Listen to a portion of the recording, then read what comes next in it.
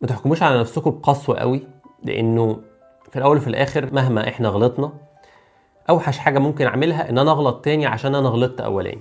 مش معنى ان الشخص غلط ان هو فاشل، انا بقول كده عشان اصبر نفسي شوية بس مش معنى ان انا ضيعت باسبوري ان انا كده شخص مهمل طول حياتي. عادي انا غلطت، والغلطة اللي انا غلطتها دي بفضل ربنا يعني الافكت بتاعها ما كانش بالسوء اللي كان ممكن يبقى. فمهما كان الواحد غلط، ومهما كان حس ان هو وحش، وحس ان هو في كل حاجة وحشة في الدنيا عشان عمل الحاجة الفلانية الغلط، عادي ان هو يرجع يعيد حساباته ويرجع يحاول يشوف ايه الحاجات اللي هو ممكن يعملها صح قبل ما يحاسب نفسه بقسوة على الحاجات الغلط اللي هو عملها.